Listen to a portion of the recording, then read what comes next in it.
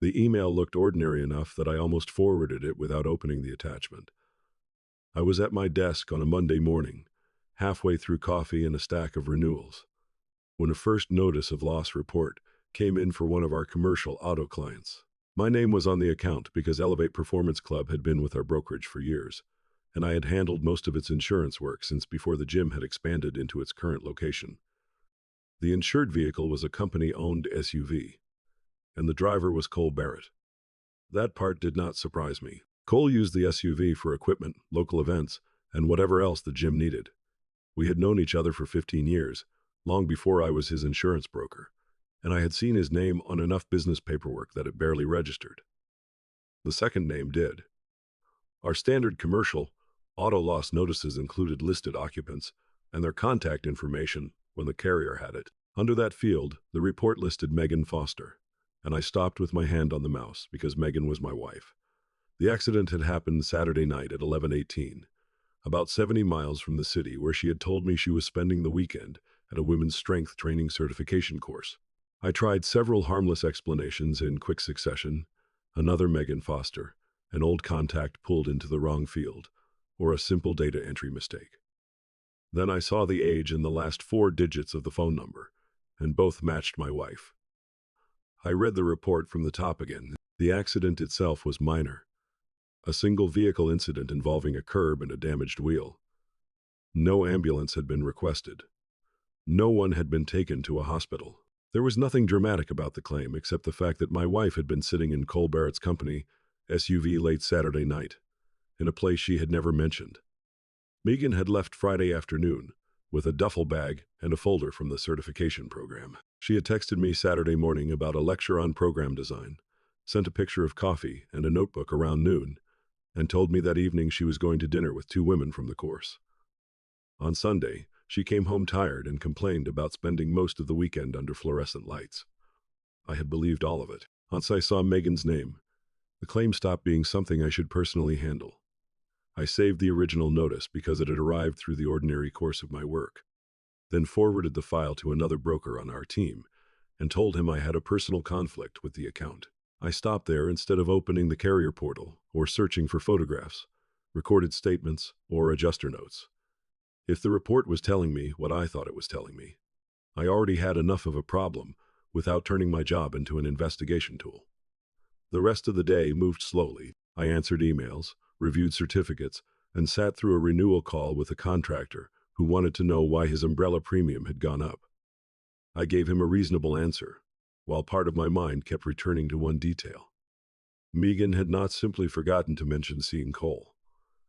She had built an entire weekend around a place she apparently had not been. By the time I drove home, I had decided not to lead with the accident report. Megan was in the kitchen when I came in, wearing black leggings and a gray training sweatshirt. She had a tablet propped against the backsplash and was reviewing something that looked like a client program. She glanced up and smiled before asking whether I had a long day. I told her it had mostly been renewals, and she gave a tired laugh. Saw me here. I have 3 people who suddenly decided August is the month they care about their knees. I put my keys on the counter and opened the refrigerator. A moment later, I asked how the certification weekend had been. She answered, without hesitation, good, but exhausting, especially on Saturday. We were in that classroom almost all day, and then a few of us went out because nobody wanted to stare at hotel food again. When I asked what they had covered, she said, mostly strength progression, return to training, and some coaching stuff I already knew. A few things were useful. She kept talking while I poured water. She mentioned an instructor who talked too long, a woman from Cincinnati who ran a private studio, and a group dinner near the hotel. The details came easily, and that was exactly what bothered me. I let her finish before asking, were you with Cole Saturday night? Her expression changed so slightly that someone who did not know her might have missed it. She blinked at me and asked what I was talking about, so I made the question impossible to misunderstand. Saturday night, were you with Cole? She looked down at the tablet before closing the cover. Why are you asking me that? Because I want a straight answer before I tell you why I am asking. Megan folded her arms as if she were trying to decide which question I already knew the answer to. He was in the area for something with the gym. I saw him for a little while after the course. That was the first version, and I asked what a little while actually meant. She said they had met for a drink. I asked why she had told me she was with women from the certification. Her jaw tightened before she said, because I knew how it would sound if I said I was meeting Cole alone. Why would I misunderstand a ride or a drink with a man I've known for 15 years? I asked. She took several seconds to answer, and I let the silence stay with her instead of filling it. Megan moved away from the counter and sat at the kitchen table. There has been something between us, she said. I don't know how else to say it. I stayed where I was and asked what she meant by something. Feelings, mostly. Too much talking, and we got closer than we should have. When I asked how long it had been going on, she said, a few months, but not the way you are thinking for all of that time. The phrase landed exactly the way vague phrases always do when somebody is trying to control the size of a problem. I asked whether Saturday night was the first time anything physical had happened. She looked at me and said, that was the first time it really crossed that line. I did not believe her, although I had no additional evidence yet. What I had was 11 years of knowing how she talked when she was certain of something, and how carefully she phrased things when she wanted room to revise them later. A complete weekend lie required more planning than the version she was giving me. You told me you were in a different city, and you sent me messages as if you were still at the course. She admitted she had attended only part of it, then closed her eyes when I asked her to explain. I left earlier than I told you, and I met Cole after I left. The certification had been real. She had attended Friday and part of Saturday, then driven away from the event and met Cole. That distinction mattered because it told me the lie had not been invented from nothing. She had used something true as scaffolding. I asked whether Cole knew we were still fully married. Of course he knew, she said. I asked whether Cole thought we were separated or believed I had moved out. Megan shook her head and said, no, Ryan, he knew we were still together the entire time. Did he also know I was still looking at investing in the second gym? Megan looked at me without answering. That silence did more damage than the previous admission. Cole had been talking to me for months about Elevate's expansion. We had reviewed financial projections together twice. I had introduced him to a commercial real estate contact and a contractor I trusted. My attorney had a draft investment agreement sitting in his inbox. Cole knew exactly what my marriage looked like because he had been in my life long enough to know where we lived, what holidays we spent together, and how often Megan and I still showed up as a couple. He also knew I was considering putting $125,000 into his next business. Does he know I am still considering the investment? I asked again. Megan finally answered, yes, he knows you are still considering it. Then leaned forward as if the explanation she gave next might separate the affair from everything else. I know how this looks, but the investment and whatever happened between me and Cole are not the same thing. Maybe not to you, but I haven't accused him of targeting me for money because of you. Then what are you saying? Megan asked. I am saying he sat across from me talking about returns, leases, and expansion, while knowing he was involved with my wife. Megan rubbed both hands over her face. I never planned for this to happen. That is not an answer to what I just said. She lowered her hands. I don't know what you want from me tonight. Start with the truth being bigger than a few months. Her eyes moved toward the dark kitchen window.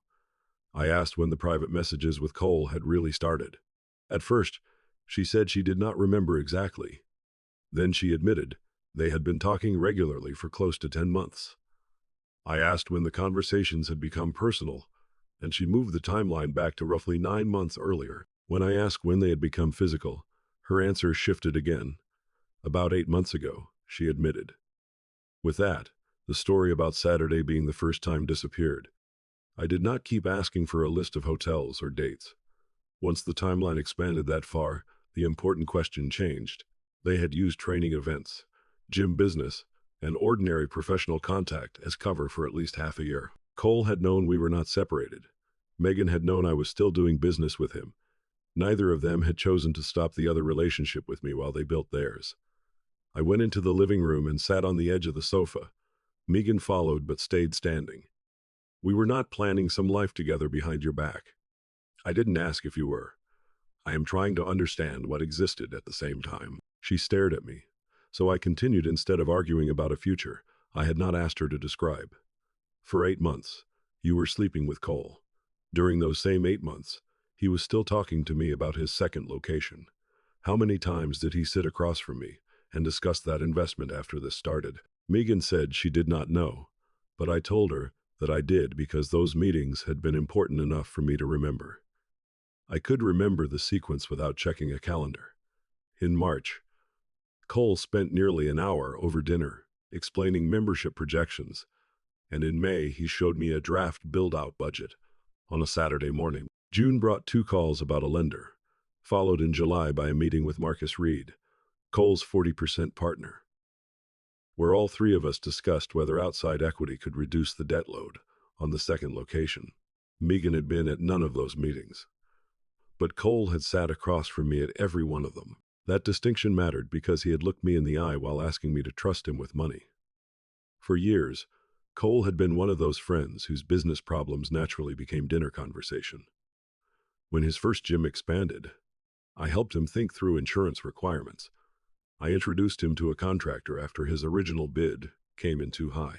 He had been at our house for cookouts, watched playoff games in my living room, and once helped me move a treadmill down our basement stairs because Megan refused to let either of us pretend we were too old to manage it. None of that made him family. It made what he had done deliberate in a way a stranger's behavior would not have been. Megan finally sat across from me and said, "I know you are angry at him. I am angry at both of you, and telling me you are not trying to excuse anything does not make the timeline smaller." Her mouth tightened as she absorbed that. I asked whether she wanted to stay married. She said she did not know. That answer hurt less than I expected, mostly because by then I no longer trusted the version of uncertainty she was giving me. I asked whether Cole wanted her to leave me. She said they had talked about what might happen eventually, but nothing had been decided. That was the first time she mentioned a future at all. I did not ask what eventually meant. Instead, I went upstairs, took a laptop from the small desk in the guest room, and opened the folder where I had saved the Elevate expansion documents. The second location package had been updated 3 weeks earlier. The package laid out projected build-out costs, membership assumptions, lease estimates, debt service, and outside equity.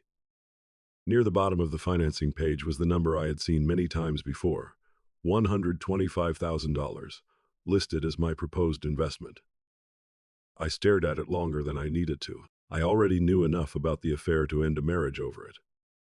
What I did not know was how much of my money, reputation, and business relationships had been sitting inside the same lie.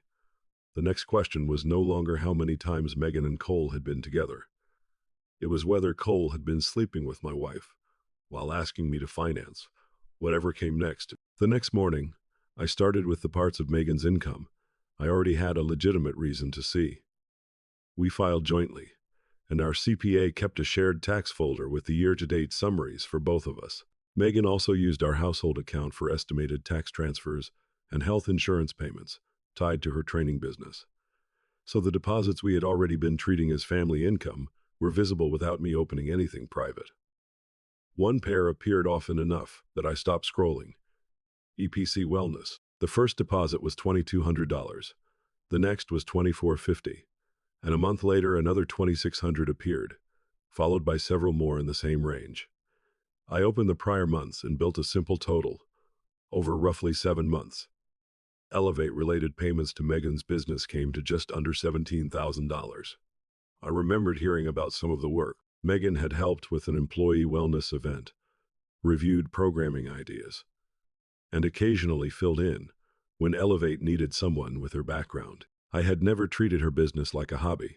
I had introduced her to 2 corporate wellness clients over the years, and when she worried about raising her rates, I had told her she was underpricing her time. None of the Elevate work had sounded unusual when Cole was simply my friend and Megan was simply my wife. The pattern looked different now because the payments were too regular to be the occasional project I had pictured.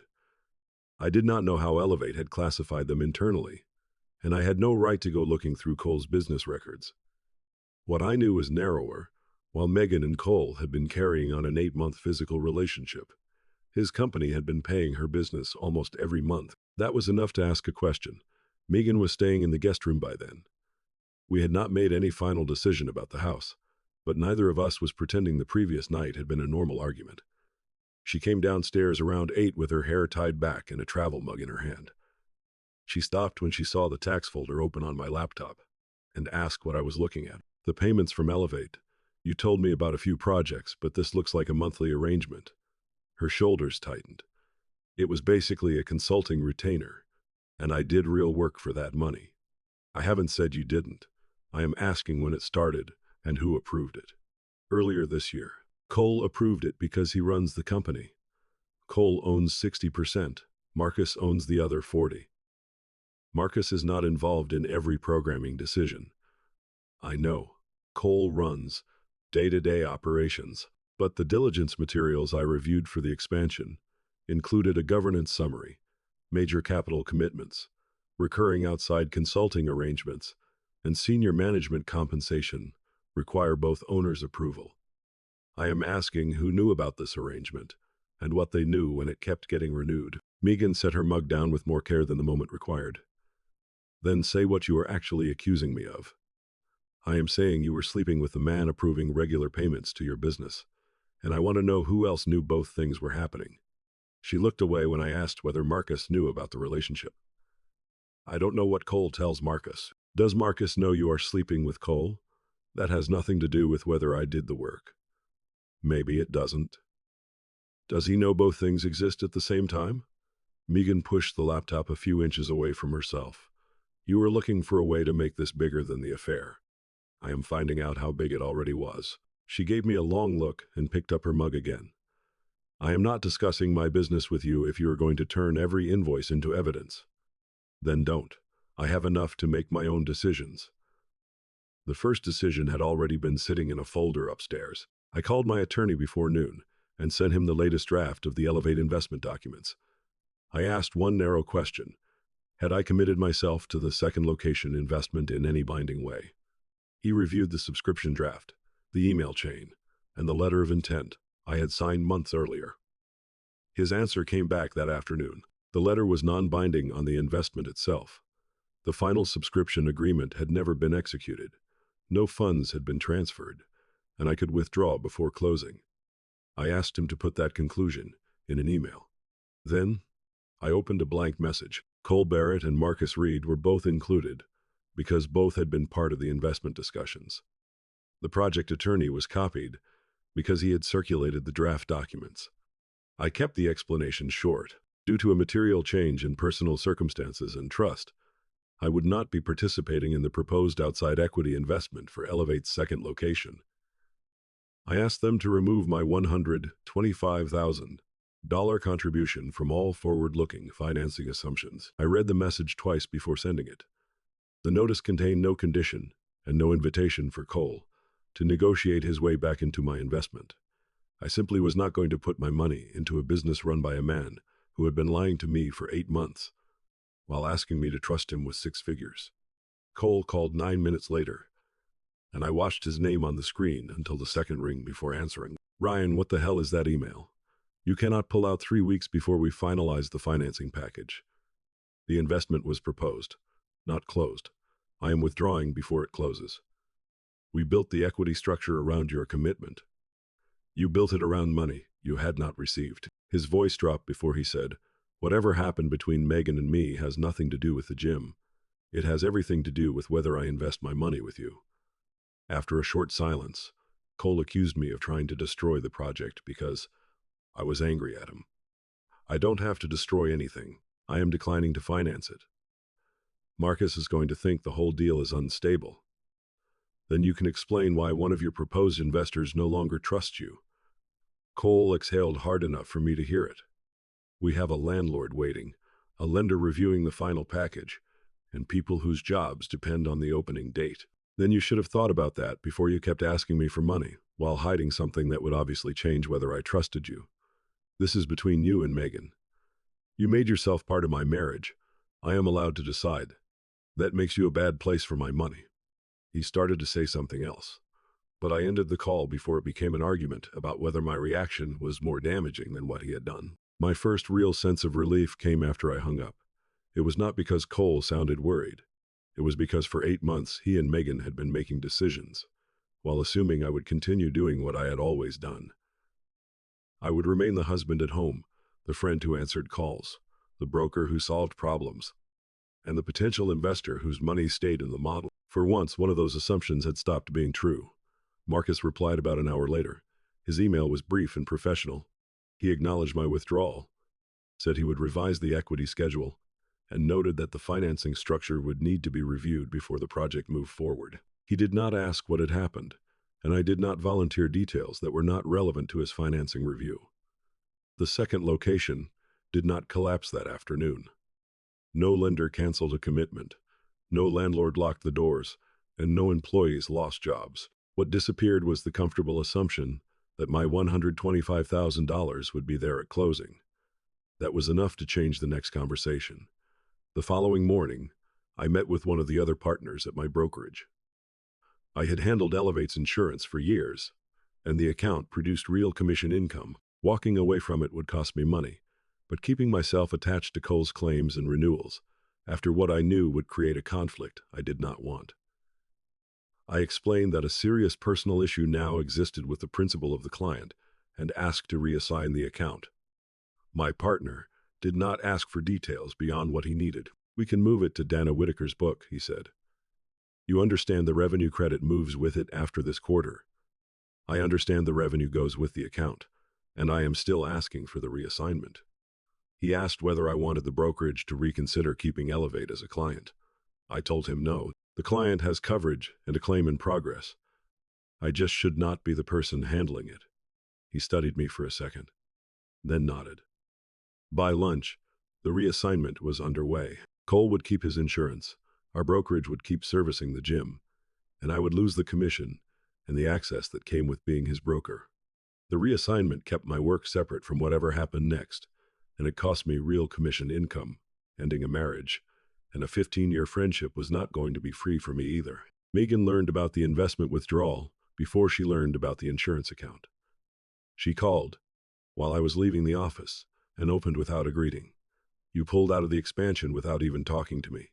It was my investment, and I know exactly what pulling it out means. It means my money is no longer part of the financing." Her voice sharpened. "You are doing this because of me. I am doing it because I will not invest with Cole after learning what he has been hiding from me. You are making his business pay for something personal. I am not taking money out of his business. I am refusing to put mine in. That distinction sounds very convenient when you are the one with the money." I stopped beside my car and asked, "What exactly are you worried about?" "The project has been in development for months, and people have planned around it." "Which people are you worried about?" I asked.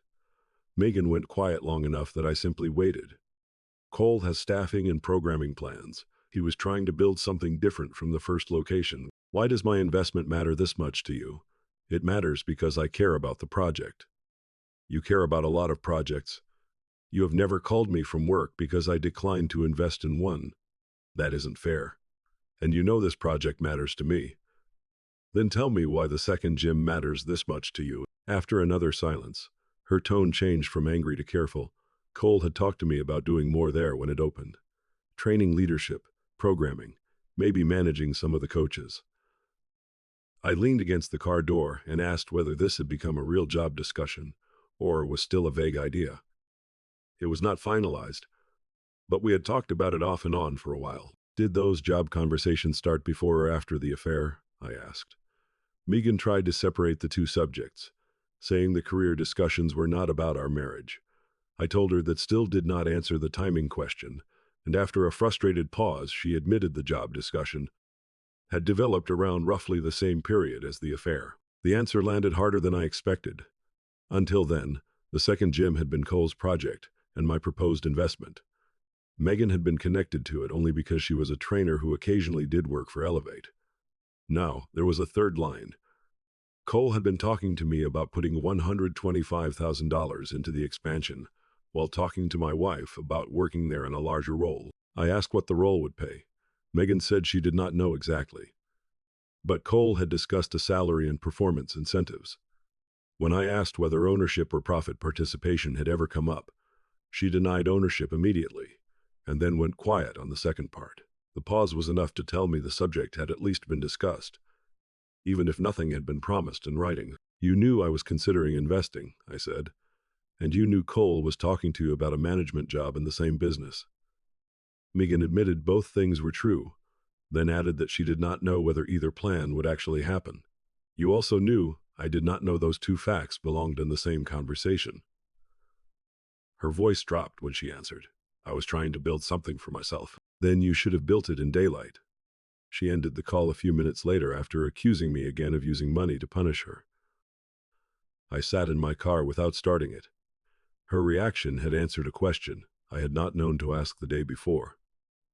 The $17,000 from Elevate was not just side income connected to a man she was sleeping with. The second location was not just Cole's expansion. Megan had been imagining herself inside it. I still did not know whether the consulting payments were reasonable, whether Marcus knew about them, or how serious the future job discussions had become. Those were questions I could not answer from my household records. By then, another person's money was directly tied to the same decisions. Marcus Reed owned 40% of Elevate. If Cole had been using company money and company plans to support a private relationship without telling his partner, Marcus had a reason to know that had nothing to do with my marriage. I did not call him from the parking lot.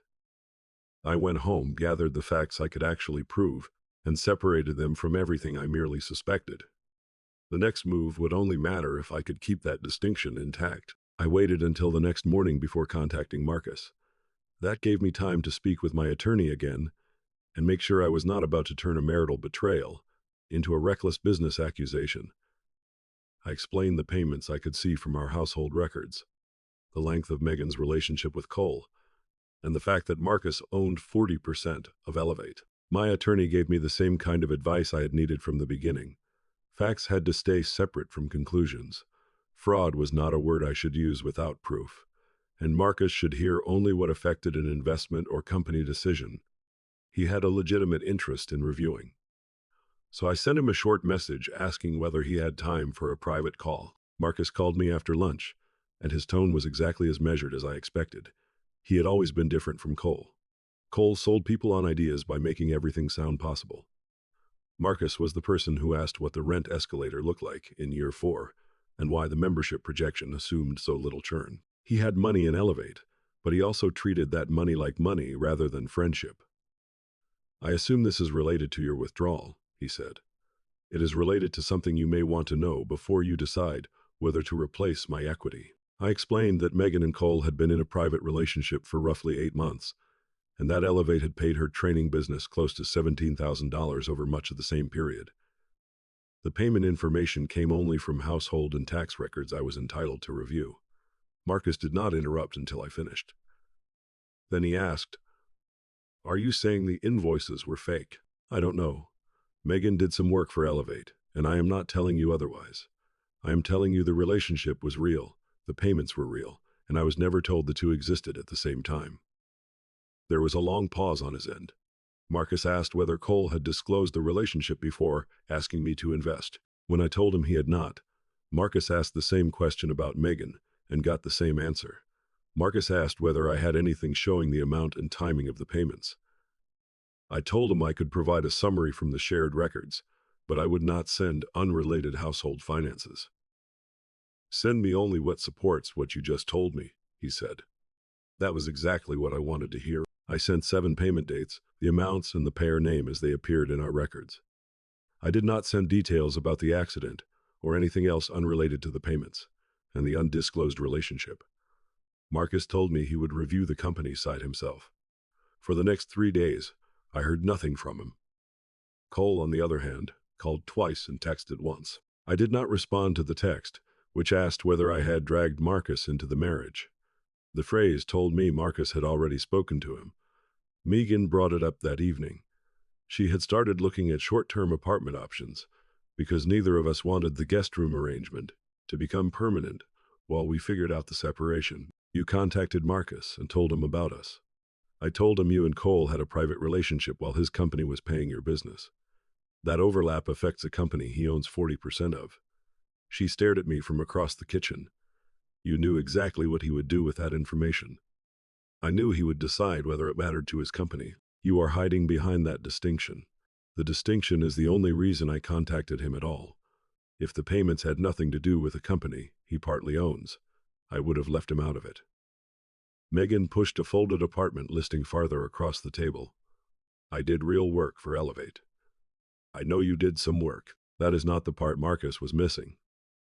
Then if Marcus cuts me off, that is because you made my private life part of my business. Your private life was already part of the business when Cole approved regular payments to someone he was sleeping with and did not tell his partner. She started to answer, then stopped. I had no satisfaction from winning that exchange. What mattered was that she had stopped saying the two worlds were completely separate. Marcus called the following afternoon, after reviewing the consulting agreement, invoices, payment approvals, and the material Megan had actually delivered. The contract is broad, he said. Too broad for what I would have approved as a recurring expense. When I asked him to explain, Marcus said Megan had done real work. There were programming notes, one corporate event, and some coaching material. But the 7 months of recurring payments looked much more regular than the deliverables. Did you know about the contract? I knew we had used Megan for projects. I did not know Cole had turned it into a recurring arrangement. Our operating agreement lets him handle ordinary day-to-day expenses, but recurring outside consulting at this level is supposed to come to both of us. Cole had been approving the renewals himself without bringing the relationship or the recurring structure to Marcus. Marcus did not sound angry so much as offended by the sloppiness. I don't care who Cole sleeps with, he said. I care whether personal relationships were hidden inside company decisions. That sentence separated the issue more cleanly than anything I could have said, because the agreement required both owners on recurring outside consulting at that level. Marcus told me he was suspending Megan's arrangement while an outside accountant reviewed the payments.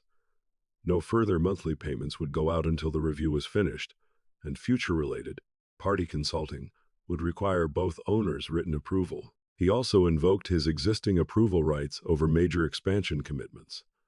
Cole could keep running the first gym day-to-day, but he could not commit new second location capital or a senior compensation package without Marcus. I asked what that meant for the second location, and Marcus said nothing permanent had been decided yet. We are not committing new major expenses until I know what I am looking at. That was the first time I heard that the expansion itself had been formally paused beyond simply replacing my money. A week earlier, Cole had been talking as if the opening date were a calendar fact. Now the project could not move into its next commitments until his own partner understood what had been happening inside the company. Megan found out about the suspension before dinner. She called from her car and skipped any attempt at a calm opening. Marcus froze my contract, and he told Cole he cannot approve anything new without him. That sounds like something Marcus decided after reviewing his own records. You gave him the reason to do it. I gave him facts he had a financial interest in checking, and he made the decision after reviewing his own company records. You keep saying that as if facts cannot be used to hurt people. They can. They can also stop people from continuing to make decisions without information they should have had. Her breathing slowed enough that I could tell she was trying to keep control. That money was part of my business income. I know it was, and I also know it came from a company partly owned by someone who did not know about your relationship with the person approving it. And now it is gone because my husband decided to call my lover's business partner. I let that sentence sit between us. It was the first time Megan had described Cole that plainly. If you want to talk about the marriage, we can talk about the marriage, I said. If you want to talk about Elevate, then we have to talk about why Cole was paying you regularly without telling Marcus what relationship existed. You make it sound corrupt. I am saying the relationship was undisclosed. Marcus can decide what that means for his company. Megan ended the call before the argument could circle back through the same points again. Later through the parts, Megan chose to tell me. I learned that Cole was not comforting her the way she had expected. He was angry about the review. He told her she should have made it clearer to me months earlier that our marriage was in trouble. According to Megan, he said that if I had not felt blindsided, I might not have pulled the investment or contacted Marcus. Megan asked him why the project had been so dependent on my money, if he had always told her the financing was solid. Cole said the financing was solid until I changed the structure. She asked why Marcus had never been told about the consulting arrangement in the first place. Cole said Marcus did not need to approve every operating expense. That answer did not calm her. For months, the two of them had been able to describe every future problem as something they would solve later. Now latter had arrived, and every missing detail had a cost attached to it. Megan began telling a different version of the story to people we both knew. I did not hear it from a crowd. I heard it from Ben Wallace, a friend Cole and I had known since our 30s. Ben called on a Saturday afternoon and sounded uncomfortable. Ben made it clear he was not calling to defend anyone. He only wanted to understand what had happened before deciding whether he ever wanted to be in the same room with either of us again. I told him that was fair and asked what he had heard. Megan says you pulled out of Cole's new location, called Marcus about her consulting work, and now the whole expansion is frozen. Most of that is accurate, although Marcus froze the expansion after reviewing his own company. Ben continued, saying Megan had also told him I never took her career seriously, and that Cole did. That part of the story was new to me. I asked Ben what exactly he wanted to know. Why does the second Jim have to be part of the divorce? I could have given him the entire affair timeline. I did not. Cole knew Megan and I were not separated. He had been sleeping with her for about 8 months, while continuing to ask me for a $125,000 investment. During that same period, his company was paying Megan's business on a recurring consulting arrangement that his partner did not know was tied to a personal relationship. Ben said nothing for several seconds. Then he asked, "He was asking you for money while he was sleeping with your wife?" "Yes, and he knew I believed my marriage was intact." Ben exhaled slowly before saying, "That is different from the version I heard. I expected the story reaching you would leave a few things out." He did not ask for screenshots or proof. Ben had known all three of us long enough to understand what I was saying and what I was not saying. He also did not announce that Cole was dead to him forever. What changed was simpler. The next time our group planned a football weekend, Ben did not invite Cole. A friendship that had once been automatic became optional. The business consequences kept moving without me pushing them. Cole was trying to replace my investment and keep the second location timeline alive. Some of the people involved had originally entered the project because I had introduced them. That created one problem I had not dealt with yet. My commercial real estate contact had called me months earlier to say he liked Cole's energy and was willing to help on the site search. A contractor I had known for years had sharpened his preliminary pricing, partly because I told him Cole was serious, and I expected to be involved. I had also introduced Elevate to a regional employer that was considering a corporate wellness agreement. None of those relationships belonged to me. I also was not going to let Cole keep using my earlier introductions as if I still stood behind the project. I sent 3 separate messages rather than one dramatic announcement.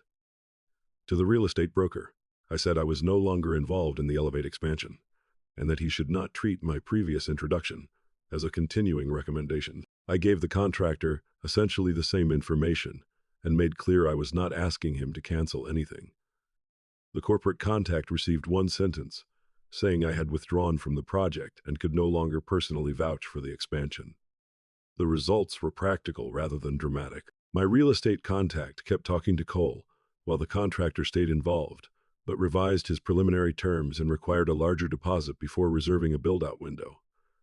The corporate prospect paused its discussions until the ownership and opening schedule were clearer. Cole called me after the contractor changed his terms. "Are you calling everyone I know now?" "I am contacting the people I introduced because some of them still think I am involved." "He says you withdrew your recommendation." I told him I am no longer involved, which tells him the truth about what my name means on this project now. "You are trying to choke the project without admitting it." "I am not telling anyone not to work with you. I am telling them I am no longer standing behind you." Cole's voice rose as he reminded me we had been friends for 15 years and accused me of making sure every door I had ever opened for him slammed shut. "I am not closing doors you opened yourself. I'm taking my name off the ones I opened for you." He went quiet, and I recognized the moment when anger stopped being useful to him. His next approach was quieter and more calculated. Megan is going to lose opportunities because of this. Then maybe you should explain to her why those opportunities depended so heavily on my money and my relationships. She earned her place there, Cole said. If she did, Marcus can evaluate that without my money or my recommendation behind her. Cole ended the call without answering that. 2 days later, Marcus contacted me with a message shorter than the others. While reorganizing the second location files for the accountant and lender review, he had found an older staffing worksheet that did not match the version I had been shown as a proposed investor. When I called, Marcus explained that the difference was in the director position. The version I had seen left the candidate open, but the older internal worksheet already had a name attached to it. I asked whose name it was. Marcus hesitated just long enough to make me brace for the answer. M. Foster. I looked across my office at the empty chair, where Cole had sat less than 2 months earlier, explaining why the second location would need strong management from day one. Marcus continued speaking, but I barely heard the next sentence. Until then, Megan's future role had been something she said Cole had discussed with her. Now it existed inside the project itself. Marcus sent me a redacted copy of the relevant staffing page that afternoon, leaving only the director position, compensation fields, and dates visible. The worksheet had been created months earlier, after Megan and Cole's relationship had already become physical, and while Cole was still asking me to invest in the expansion. The version I had received as a proposed investor listed the director of training position as a candidate still to be determined, while the internal worksheet already named Megan Foster. Under the name were a base salary range, a performance bonus, and a note about possible profit participation after membership and retention targets were met. Marcus also told me what he had done with it. Under their operating agreement, senior management compensation and any profit participation arrangement for the second location required both owners' approval. He had informed Cole that Megan's draft director package would not be carried into the revised expansion budget. If Elevate wanted to consider her for a role later, it would have to come back as a new, fully disclosed proposal after the review. Nothing in the document made Megan an owner. Nothing guaranteed she would receive equity. It was still a planning worksheet, not an employment contract. That actually made the document more useful. It did not need to prove some elaborate conspiracy. It proved something narrower and harder to explain away. Cole had already been building Megan into the second location, while presenting the position to me as unfilled. I opened the investment package I had reviewed 3 weeks earlier and put the two documents side by side. On one screen, Director of Training was still listed as a future hire. On the other, my wife's name already had salary and incentive assumptions attached to it. I had almost written a check into a business plan that already contained my wife's next job. After several days of reacting to whatever Cole or Megan said next, I finally focused on what I wanted the confrontation to accomplish. I was not going to ask Megan whether she had been promised the position. She had already admitted they had discussed it. I wanted her to understand that the part she kept calling a separate career opportunity had been financially connected to me long before I knew it existed. We met 2 evenings later at the house to go through a list of practical separation issues. Megan had signed a short-term lease and was moving out most of her clothes that weekend. We had already started routing our legal discussions through attorneys, which made the meeting less emotional than the week before, at least until I put the staffing worksheet on the table. She recognized it immediately, and her eyes moved from the page to me. "Where did you get this?" Marcus found it in the second location files. I know it was never final, and I know Cole was sketching out options. She looked back at the page before answering. "This is exactly what I told you. He was talking to me about a bigger role." "Number, you told me there had been conversations. You did not tell me that the investor package Cole was showing me still called the position unfilled, while his internal model already had your name, salary, and bonus in it." Megan's expression hardened. "That was not your position, Ryan. It was a role Cole and I had discussed. It was a position inside a project he was asking me to finance. You never had to ask me for the investment yourself, because you already knew he was asking me." She pushed the worksheet away. "Marcus already told Cole he is not approving the director package now." You got what you wanted. I wanted out of the plan, and I am not sorry that package died once Marcus saw how it had been built. But I didn't make his decision for him. I wanted my money and my name out of something I had been asked to trust without the truth. Megan's jaw tightened. I wanted a real career path. I was tired of training one client at a time and hoping cancellations didn't ruin a week. Cole understood that. Wanting a career path was never the problem. It felt like a problem to you. Number hiding how that career path was being built was the problem. Megan shook her head. You always made more money than I did. And you had the stable business and professional network. I wanted something that was mine. You were free to build a career. You were not free to let me finance the place where you and my friend were quietly planning yours together. Her eyes narrowed when she repeated that she had never asked me for the money. You didn't have to. You knew he was asking me for it. I tapped the worksheet once before continuing. Cole wasn't just sleeping with my wife. He was sitting across from me asking for my money while the two of you were planning your role inside the business he was asking me to fund. We did not decide anything. Your name, salary range, bonus, and future profit participation were already in the internal model. That does not mean it was guaranteed. I know it wasn't guaranteed, and that is not the point. Then tell me what the point is, Ryan. The point is that you kept telling me the affair, the consulting money, and the second gym were separate. They were not separate to the people building the plan. They were only separate from me, because neither of you told me enough to see them together. Megan sat back, and for a few seconds, neither of us spoke. Then she said something that finally made her position clear. I needed to know I had somewhere to go if this marriage ended. When I asked whether she meant financially, she shook her head slightly. Professionally and personally, too. I needed options in all of it. Then you were planning for the marriage to end, while telling me you did not know whether you wanted to leave. Those things can both be true. Maybe. But one of them was being funded by a man you were sleeping with, and potentially capitalized by the husband you were lying to. She pressed her lips together while I tried to keep the argument on the actual issue.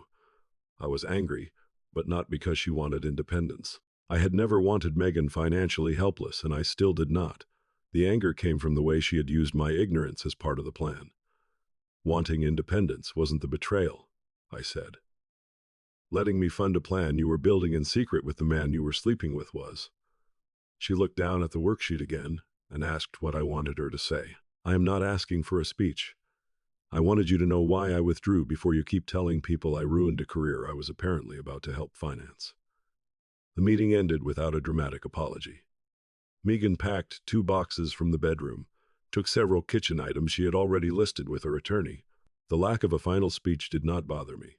The document had done what I needed it to do. Cole asked to meet 3 days later.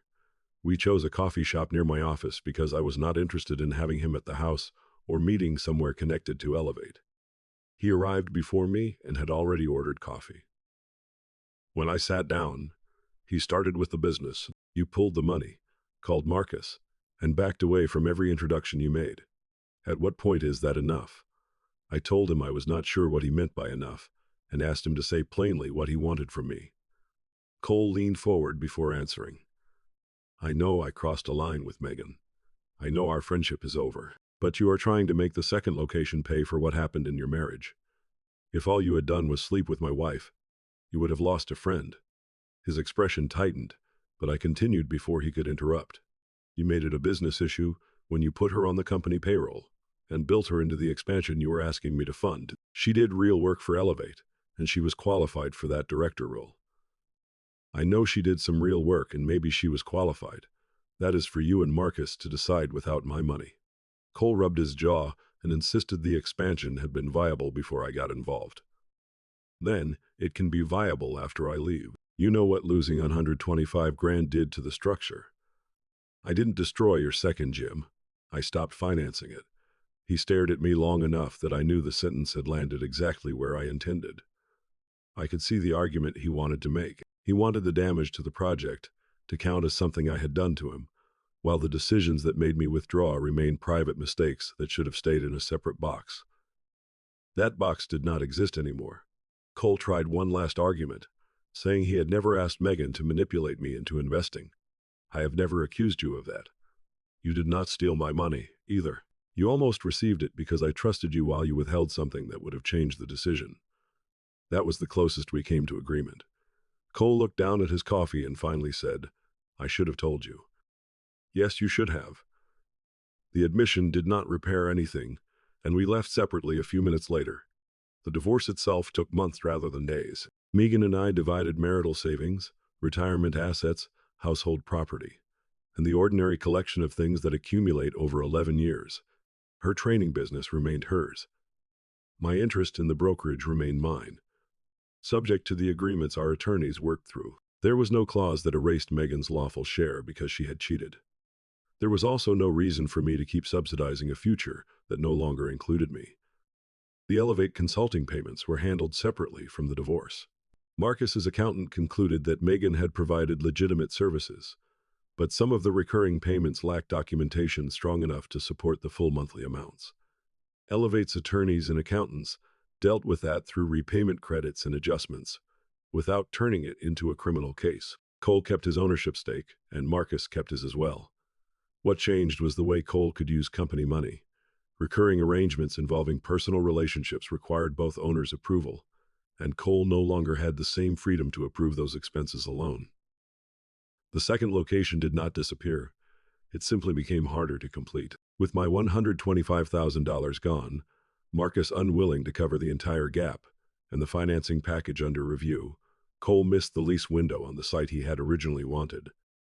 The lender also required revised projections before moving forward. The contractor who had once held a build-out slot for him moved on to another project. By the time Elevate opened a second location, it was almost a year later than Cole had planned, in a smaller space on a less expensive site.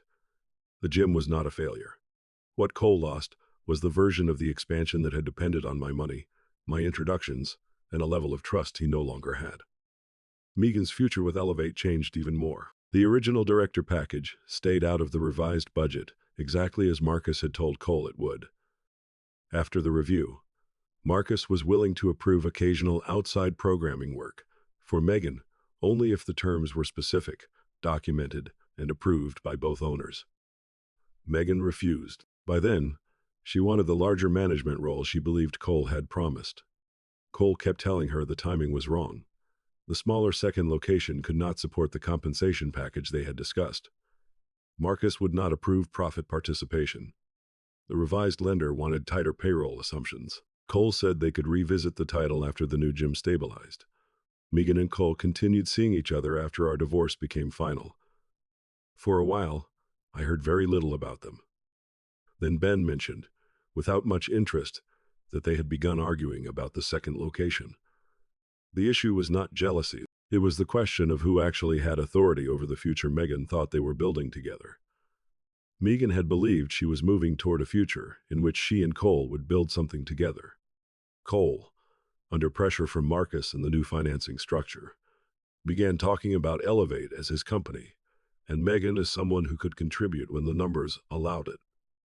Those were not the same future. Months later, Megan told me part of it herself when we met to sign one last tax document.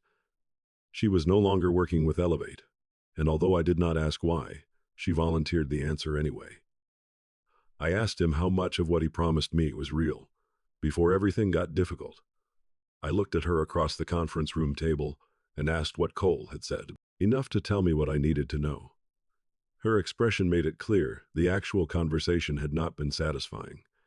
Megan eventually rented a small training space with another coach and went back to building her own client base. Her income dropped for a while, then steadied. She did not lose her profession, and nobody prevented her from starting over. Cole remained at Elevate, and he and Marcus kept working together, although from what Ben occasionally heard, the partnership had become more formal and less friendly. Megan and Cole did not last. By then, that outcome felt less like a final punishment than the natural end of something that had worked best, while every difficult promise could be pushed into the future. More than a year after the accident notice arrived in my inbox, a longtime client sent me information about a small health performance company, looking for outside investors. The old version of me would probably have scheduled lunch first, because the referral came from someone I trusted. Instead, I forwarded the material to my attorney and financial advisor. Then I replied to the client, "Send me the full ownership structure and compensation plan before we schedule anything." I was still willing to trust people. I had simply stopped treating trust as a substitute for information. If you enjoy stories where betrayal finally meets consequences, subscribe for the next one. This is Blood Never Lies.